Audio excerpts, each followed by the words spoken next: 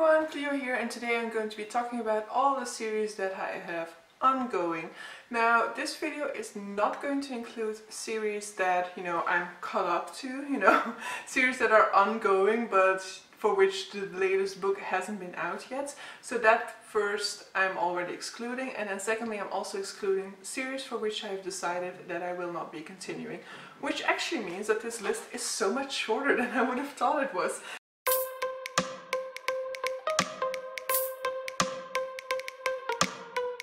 So I always have this feeling like I start 20,000 series but I never finish them. So in a sense that is true. I do have a lot of ongoing series that I started but I didn't finish. But a lot of those I've decided that I won't be finishing at this point in time. And as a result there really aren't that much series that I have for which I've started but I haven't continued at this point in time.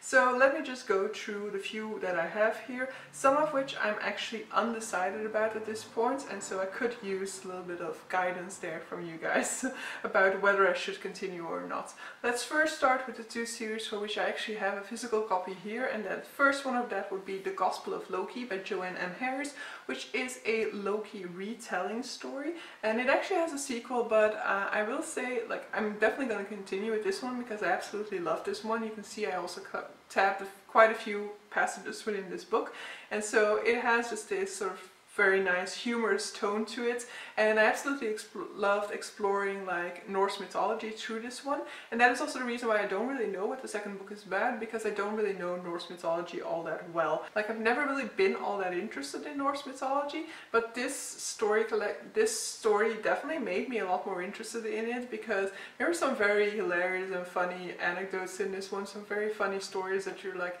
apparently those Norse myths are just crazy. So I definitely want to explore more of this story, and I just really like the character of Loki, who's just sort of like cunning, witty character who makes it seem like he doesn't really care about what is happening, he doesn't really care about the consequences of his actions. However, at the same time, from time to time we do get a glimpse at, some sort of a guilt that he might feel over certain actions, or the consequences of his actions and the way in which he responds to those. So I very much enjoyed this one, and I would want to continue with the sequel to this one. Second one for which I have a physical copy, though I don't have physical copies of the sequels to this, would be The Poppy War by R.F. Kuang. So this is the first book in the Poppy War trilogy, which is a Chinese inspired fantasy series which was going to be heavily focusing in on modern Chinese history starting after the Opium Wars. So it's going to be looking, especially in this one, closely at the relationship between China and Japan, though I do think that in later books we are also getting a glimpse of the West, the Western world within this book. And in this one we are following our protagonist Rin, who was orphaned during the Second Poppy War. She is in kind of bad situation at the beginning of this book. She's basically been adopted so that she can be exploited as a sort of like free labor, free help. And she wants to escape the situation by studying for the Kechu, which is kind of the sort of like state exam. And so if she manages to do well at that exam, she can escape into an academy, a prestigious academy. She manages to get the top grades, but the way in which she does this immediately kind of sets up her personality, because she is willing to go to all lengths. She's burning her hands so that she can spend more of her time studying, and that's basically how she manages to get those top grades. But that already indicates that she's willing to go all the way, and throughout this book there's definitely a whole lot of choices that you cannot get behind with this character, but that is definitely not a hindrance to the enjoyment of this story. I absolutely enjoyed its look at Chinese history, and do mind it's going to be presenting you with a very gruesome representation of war, and that those events are actually based on real world events and that they have not been exaggerated within this story. There is an element of magic that is added to this story, which is obviously not really real life, but I thought it was a very interesting one, and I definitely think that Rin is a very interesting and complex character to explore. There were some things I didn't necessarily love about the Poppy War, so it wasn't like a 5-star read for me, but I'm still very much intrigued about going into the second book within this one, which is The Dragon Republic. The third one, The Burning God, is basically just out as I'm filming this right now, and so it's definitely something that I want to dive into further in 2021, hopefully. Next up we have the Farseer trilogy by Hobb, which I have scheduled for 2021. This is one of the few fantasy series for which I've absolutely made a commitment. It's happening in 2021. I have already read Assassin's Apprentice within this series, though I am going to be rereading it as well in 2021 to refresh my mind on it, though I do actually have quite a good memory of what it is about. So in this one we are following our protagonist Fitz. It's very much a coming of age trilogy because we start with him as a young boy and we see him growing up throughout the series. And he is the bastard child to the heir to the throne, and as a bastard child he is basically in the perfect situation to become an assassin because he has royal blood, so there is that sense of loyalty to the throne, loyalty to the royal family that you might not have if you try to recruit another assassin who might be more easily swayed by some of the rivaling families within the kingdom. But he's also not reputable enough to take up royal duties or to, you know, have his reputation slandered by being an assassin. So I read the first one, I liked it, but I didn't necessarily love it all that much, but I have seen a whole lot of people who had that experience with the first one, but then absolutely fell in love when they went into the later books within this trilogy. And so I'm looking forward to that moment. I definitely also want to fall in love with this series because there are a lot of other series within this sort of realm that I will then get to explore, so that's a lot of more fantasy quality time for me if I fall in love with this series. Next up we have the Queen's Thief series. So this is a sort of medieval fantasy series. As far as I'm aware, it centers a lot around like political intrigue. In this one we are following mainly a thief who at the beginning of the first book he has been captured trying to steal something from the king, but he is let loose if in return he will steal something from a neighboring kingdom for them. I very much like the first one. It's a short fantasy, which is something you don't stumble upon very often. It's very much kind of this sort of battle of wits between the thief and the magician who is sent out to accompany the thief on his mission.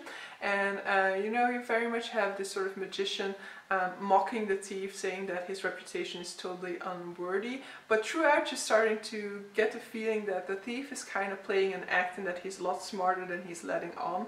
Very much loved the banter within this book, very much loved where it was going, and even though I haven't really felt the need to pick up the second book after I finished the first one, because I do feel like the first one worked quite well as a standalone as well, I do actually want to go back into it and restart it because I did very much like the vibe of the story, and so I would want to see where this trilogy, where this series is going. Next up we have the Study series by Maria V.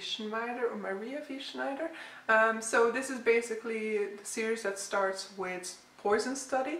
I read this series when I was like in my early 20s, I guess, and I really fell in love with it. I don't know whether I would still love it at this point in time because it is quite heavy on the romance story, but basically we have this girl who is in prison and she gets kind of a get out of jail free card if she agrees to become the king's poison, how do you call that?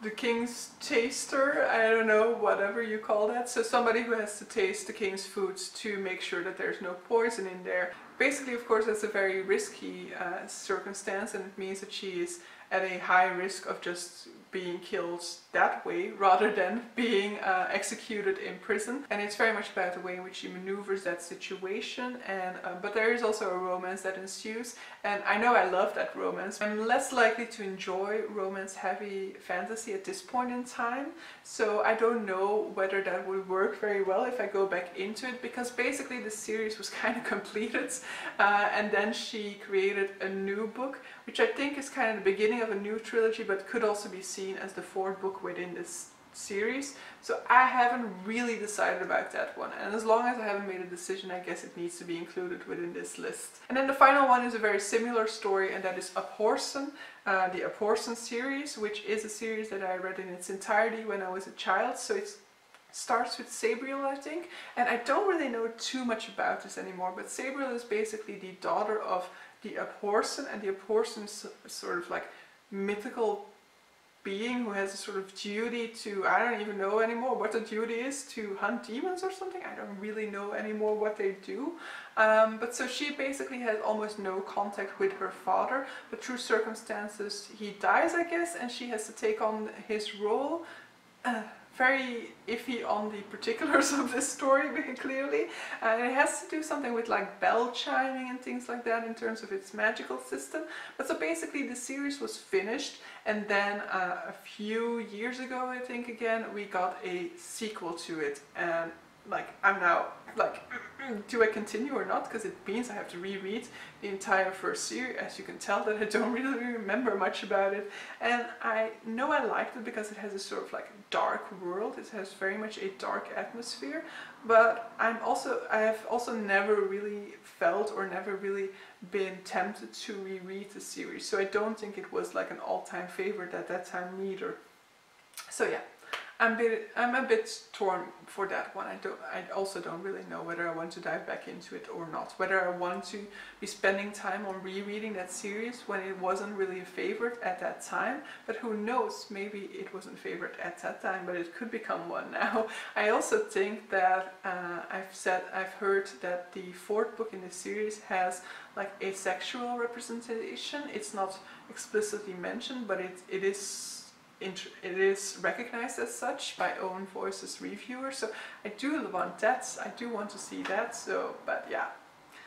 I cannot make up my mind about that one yet, so it's staying on this list. So that is actually the extent of my list. Are there more books? Yes, in principle there are more books, because I haven't included books for which I am planning to read the final book within the month of December, so I should be concluding those series. They should no longer be ongoing at the end of 2020, so that's why I'm not including them. But who knows, maybe I won't be able to, and then this is basically a little bit of a lie. And you know, there are possibly some like general fiction ones that are part of a series. I basically only looked at fantasy because basically every single thing that is a series is almost fantasy, and I don't think that in terms of general fiction I necessarily even read sequels if there are sequels, because I always feel like in general fiction that they just always work as a standalone, and then if you want more you can dive into a sequel. So I know that I have one of those in the month of December, for example, where there is a sequel for a general fiction one, but I didn't go into my full list of every single general fiction I ever read to see whether there was a sequel, which I hadn't read, because we can basically assume that if there is a general fiction one for which I haven't read the sequel, then I don't have an interest in reading the sequel. That's my conclusion there. But so yeah, that is my list.